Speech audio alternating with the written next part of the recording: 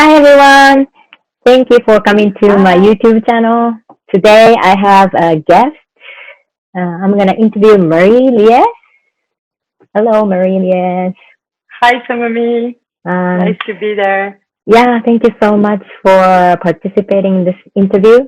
So today, this interview session is my series about adversity to advocacy.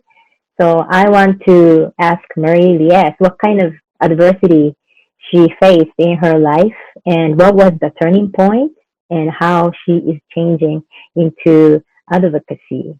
So at first, Marie-Liesse, can you give a short introduction?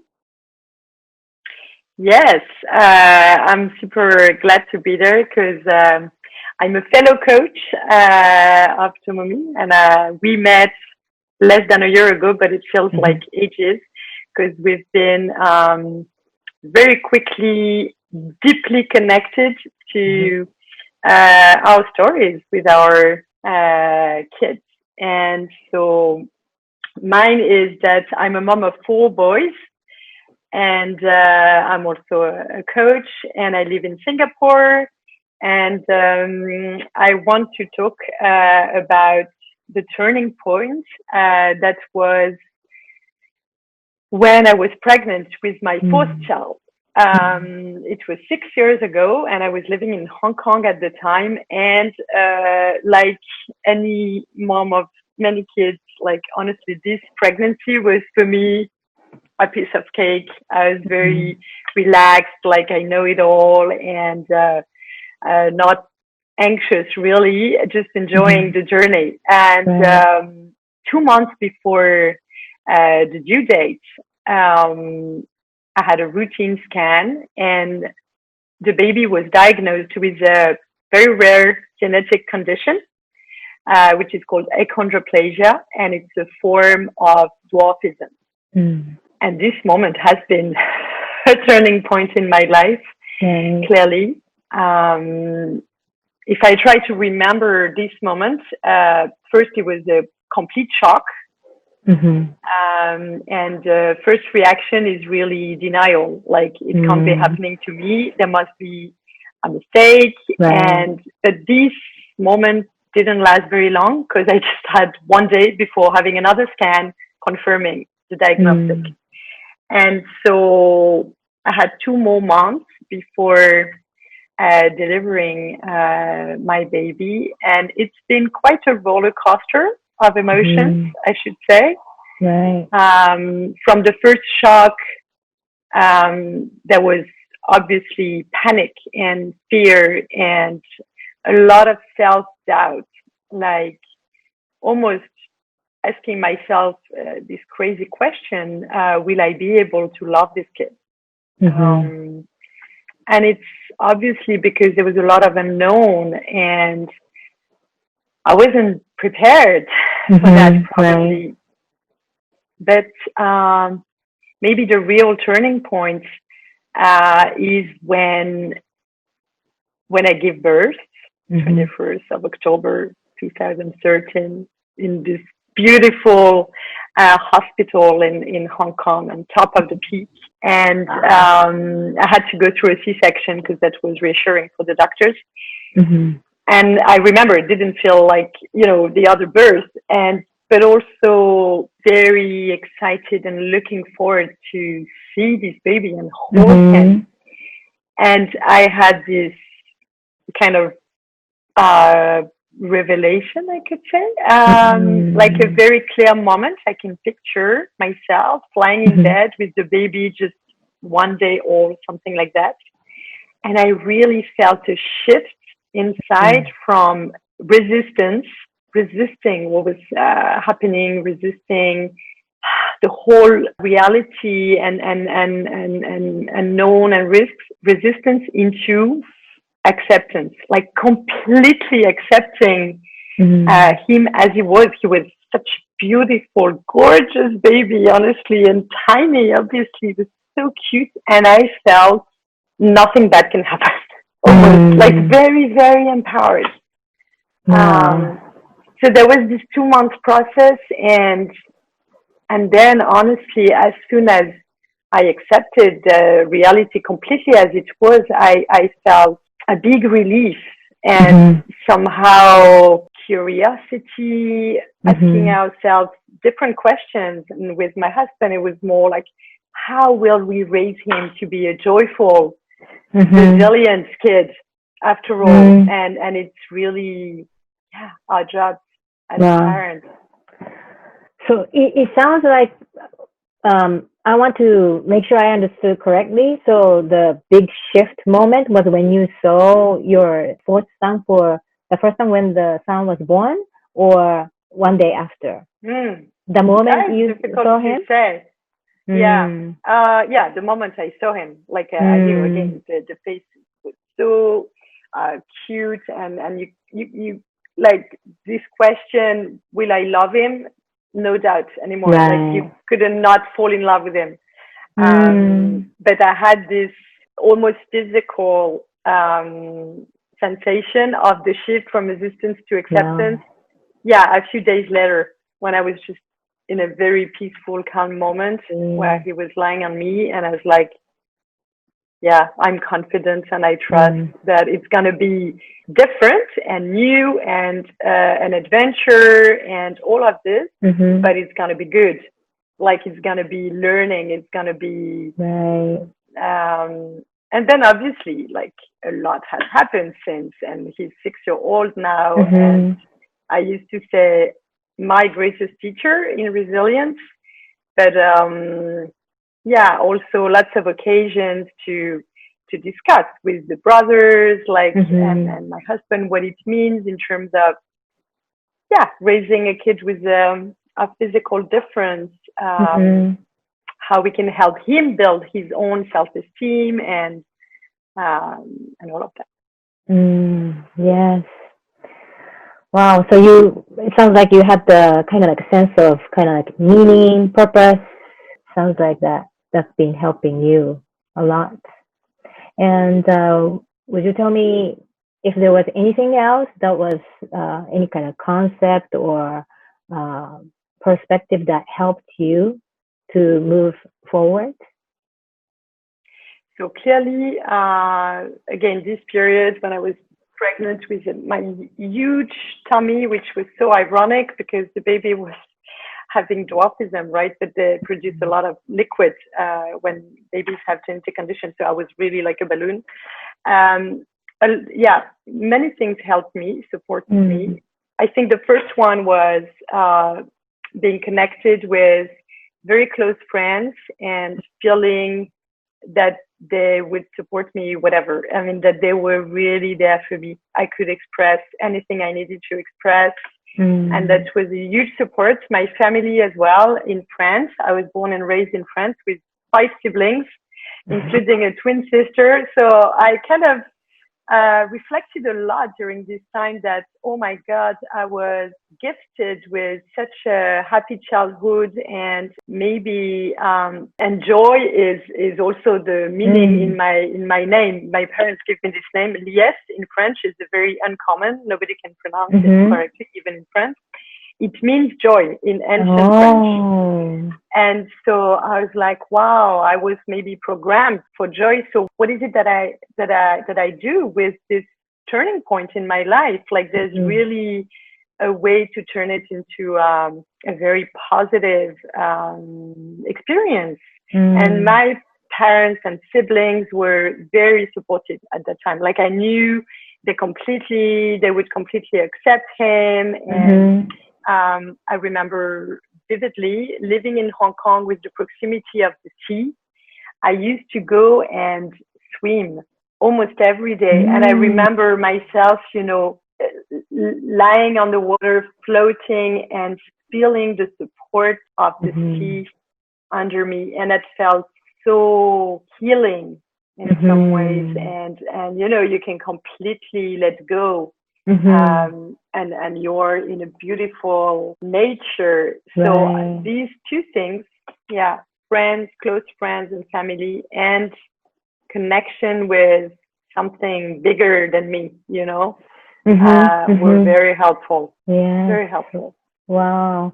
So support from, people around you or connecting with people around you and connecting with something bigger than you, nature. And I think I hear how you were feeling when you were connected to the nature, and then when you mentioned the support from your friends, and then earlier you also mentioned joy, and then joy means your name, Liesse, is joy. So I hear that connecting to people and connecting to the Mother Nature gives you joy, and this feeling of joy is very important to you.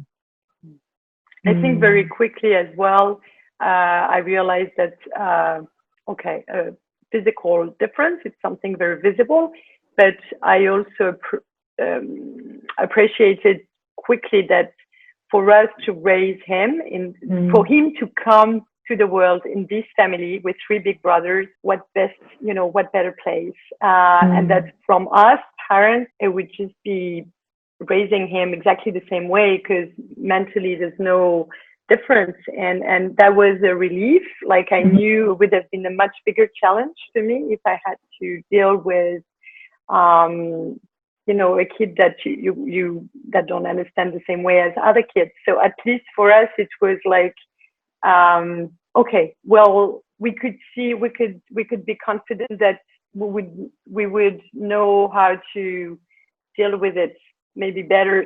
But then I realized I totally underestimated the medical aspect, because I'm a very optimistic person, and I usually don't think of things going wrong.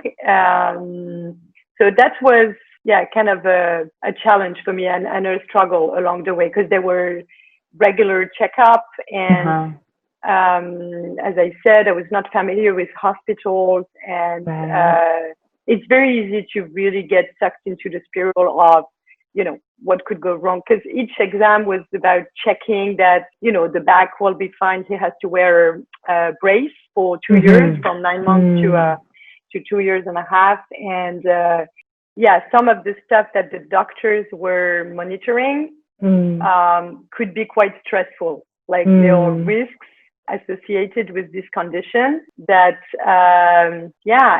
it made me look at the situation also with the eyes of, what the doctors want to avoid, and all of this. And that was a bit of a challenge. But little by little, I also realized that the most important is if I could be with him in hospitals when we had those, checkups, and again, tune into this trust in myself and in him, that things gonna be all right. And so many times I have been reconnecting myself to this moment I mentioned earlier, when I was still in the maternity, and I felt, he's gonna make it through sometimes. Oh, that's nice. Like, reconnecting yourself to that moment when you felt the most joy, right? Yeah. And that reminds you, and gives you energy to move forward. And my question is, so that was, your adversity, and then you turned into, your strength, and you moved on. And I was wondering what kind of, the advocacy part that I want to ask is, what kind of things, you were doing for other people? I love this question, and I reflected a lot. I think it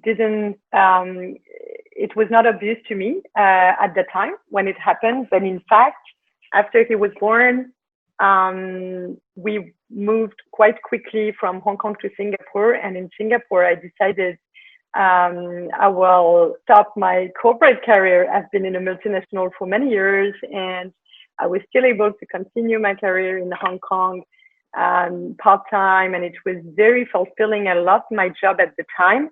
When I moved to Singapore is when I decided to actually shift to a coaching role, and to leave, being an employee in a multinational and become a freelancer.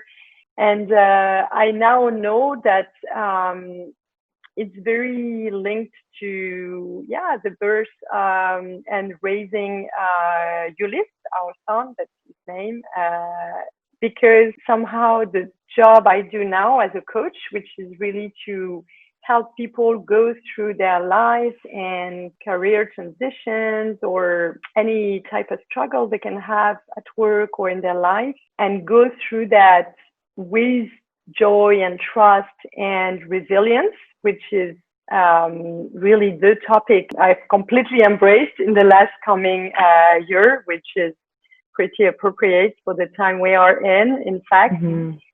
But now I can connect the dots, like it's completely because I experienced in my own life what it means to be resilient. And I can see how resilience is a key skill for not only us adults, but for kids. And that's really my mission, I feel, is to raise for resilient and joyful boys.